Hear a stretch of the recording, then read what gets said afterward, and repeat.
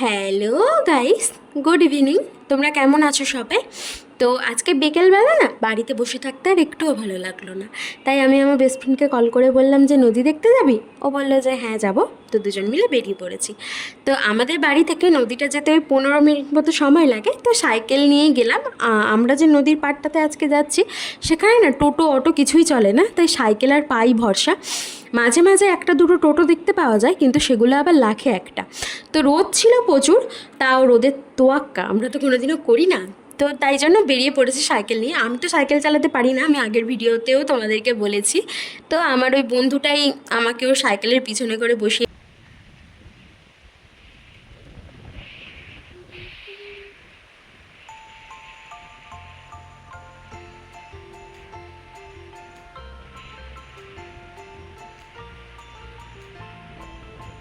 ভিউটা একবার দেখো, আর প্রচুর হাওয়া হচ্ছে এখানে।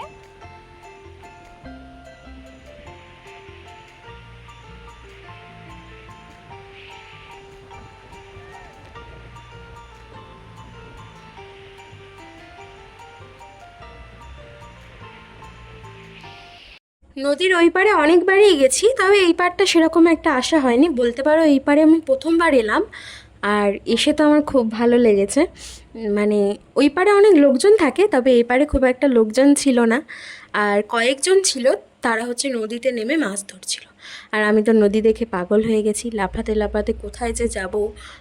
মানে হয়তো পাগল হয়ে থাকতাম হয়তো, তারপর পরে হয়তো আমার মা বাবা গিয়ে আমাকে তুলে আনতো। আমি এতটাই এতটাই এতটাই খুশি হয়েছিলাম নদীটা দেখে। যেহেতু অনেক দিন পরে এসছি না নদীর পাড়ে, আমার এত ভালো লাগছিল না কি বলবো। তো এপারটা তো মোটামুটি দেখে টেকে নিলাম। আর এই যে দু তিনটে কুকুর এসে এত বিরক্ত করছিল না, আর এমনি আমার না কুকুর দেখে খুব ভয় লাগে জানো তো গাইস। তো তারপর আমি এই যে তোমাদেরকে একটু নাচ করে দেখালাম। তো এ দেখো জাহাজ আসছে। তো জাহাজটা দেখে আমার আমার আবার নাচ করতে ইচ্ছা হয়েছে, তাই আমি আবারও নাচতে শুরু করে দিয়েছি। আমি মানে এটাই ভাবছিলাম তখন যে জাহাজে যারা আছে তারা বোধহয় আমার নাচটা দেখতে পাবে। পরে আমার বন্ধুটা বলল যে তুই যেমন পাগলি, তুই তেমন আমাকেও পাগলি করে ছাড়বি। যাই হোক, তোমরা আমাকে কমেন্ট করে জানাও তো আমি আমি যে ডান্সটা করলাম সেটা কোন গানের হুক স্টেপ, কমেন্ট করে জানাও আমাকে। তো তারপর আমি ওকে পাগলের মতো কিছু একটা বোঝাচ্ছিলাম। যাই হোক, ও আমাকে ইগনোর। তারপর আমি বললাম যে তুই কি বুঝতে পারছিস না আমি কি বলছি, দাঁড়া তোকে আমি আবার বোঝাচ্ছি বলে আবার আমি ওরকম একই জিনিস করলাম, কিন্তু ও তাও বুঝতে পারলো না। আর দূরে জাহাজটা দেখো গাইস, কি সুন্দর লাগছে। আমার না, আমি যখনই নদীর পাড়ে আসি তখন এই জাহাজগুলো যায়, মানে অনেকগুলো না, ওই এক আধটা জাহাজ দেখি নদী দিয়ে যাচ্ছে। তা আমার তখন খুব খুব খুব ইচ্ছে করে দেখতে যে ওই জাহাজের মধ্যে কারা কারা আছে। আর এটাও জানতে ইচ্ছে করে যে তারা কি আমাদেরকে দেখতে পাচ্ছে। এর পাশেই একদম ইটভাটা রয়েছে। তো এখান থেকে দেখাও যাচ্ছে ইটভাটাটা। মানে আমরা সেই দিনকে যে ইটভাটায় গেছিলাম না, তোমরা হয়তো অনেকেই ভিডিওতে দেখেছো, আমি একটা ইটভাটার ভিডিও পোস্ট করেছিলাম। তো সেই ইটভাটাটা এই যে নদীর পাড়টার পাশেই, এখান থেকে দেখাও যাচ্ছে। নদীর পাড় দিয়ে গেলে তো একটুখানি, কিন্তু ও পাড় দিয়ে ঘুরে যেতে হলে অনেকটা সময় লাগে, 1 ঘন্টার মতো। তারপর আমি তোমাদেরকে কয়েকটা ফুল গিফট করলাম যাতে তোমরা আমার চ্যানেলটাকে তাড়াতাড়ি সাবস্ক্রাইব করো, আর আমার এই ভিডিওগুলোতে লাইক কমেন্ট শেয়ার করে ভরিয়ে দাও। তো তারপর এই যে এনারা হচ্ছে এখানে মাছ ধরছে। আর এই যে বলেছিলাম না আগের বারের ভিডিওতে, যে এই ছোটো ছোটো গর্তগুলোতে এনারা হচ্ছে চারা মাছ জাগিয়ে রাখে, মানে নদী থেকে ধরে এনে ও গর্তগুলোর মধ্যে জাগিয়ে রাখে, নইলে তো মাছগুলো মারা যাবে।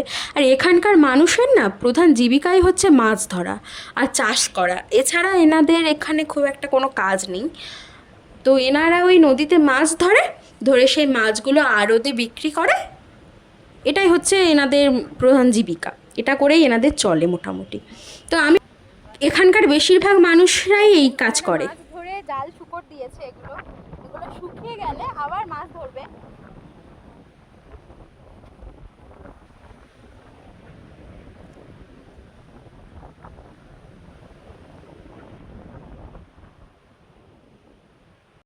তো আমি ভেবেছিলাম যে নদীর পাড়ে গিয়ে কয়েকটা রিলস শ্যুট করব, কিন্তু এত হাওয়া হচ্ছে গাইস, আমি মানে কিছু গানই শুনতে পাচ্ছি না।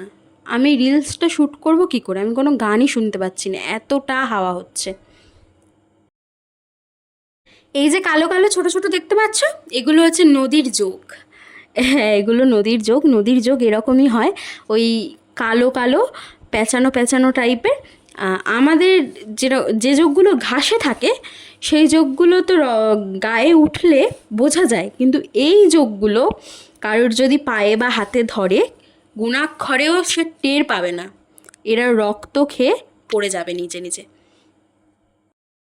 নাটক ঢং সব কিছু করে এবার আমি ক্লান্ত হয়ে গেছি, কারণ আমি এসছিলাম তখন বাজছিল 3টে মতো, এখন 4টে মতো বাজে। 1 ঘন্টা ধরে চারদিকে দৌড়াদৌড়ি করে নাটক করে আমি ক্লান্ত হয়ে গেছি। তো নদীর এই পাড়টা ওদিকের থেকে বেশি সুন্দর দেখতে লাগে, কারণ এই পাড়ে অনেকগুলো নৌকা রাখা থাকে। আর আমি দেখতে পাচ্ছ দোলনায় কেমনভাবে উঠে পড়েছি। এটা ঠিক দোলনা নয়, এটা একটা মোটা দড়ি বাঁধা। এখানে না 4-5টা দোলনা ছিল, কিন্তু কারা জানি না খুলে দিয়েছে। তো সেটা নিয়ে তো আর মন খারাপ করলে হবে না, যেটা আছে সেটাতেই উঠে পড়ো। কিন্তু উঠে তো পড়েছিলাম, তারপর দেখছি কেমনভাবে দড়িটা জড়িয়ে যাচ্ছে, তাই ভয় লাগছিল যদি পড়ে যাই। তাই জন্য উঠে চলে এলাম, আর বসলাম না ওটাতে। তো চলো আমরা এবার একটু নদীর পাড়ের দিকে যাব, দেখবো ওদিকে গিয়ে।